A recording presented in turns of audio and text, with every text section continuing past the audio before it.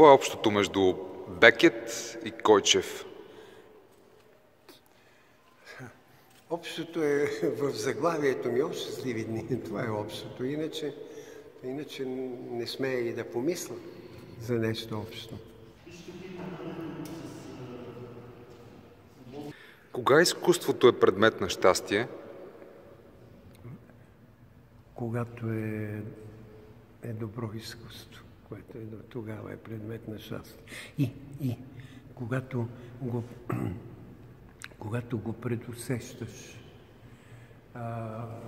когато си въобразяваш, че си достигнал до нещо ти е някаква представа, ти се е получила така в главата и си въобразяваш, че си разбрал нещо.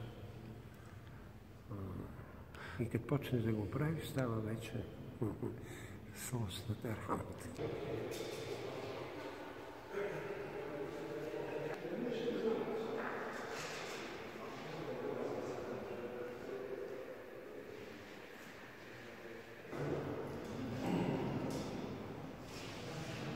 Защо човек е направен от кал?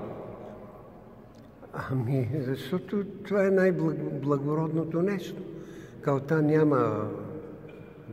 не можеш да я... Тя е вечно нещо, за това.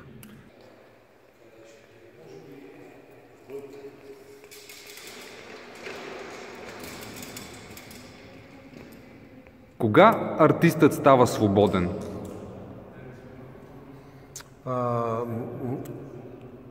Аз смятам, че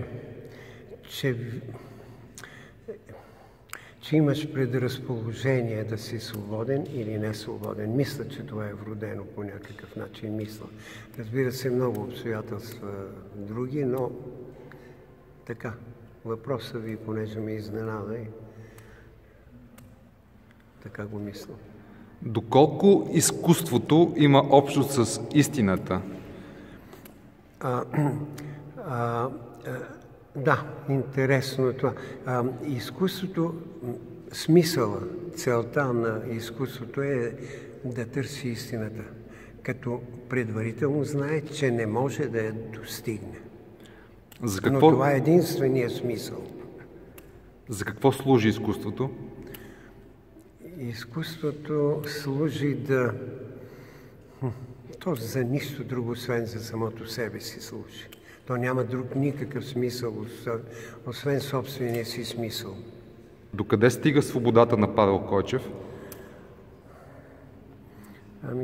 До собствените ми граници.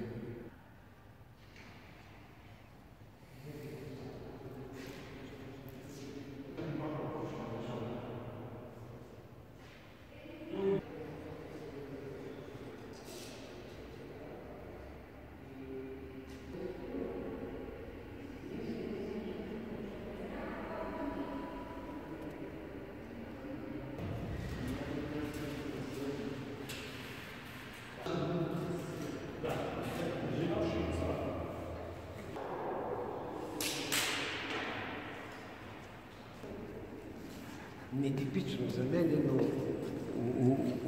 но се случва.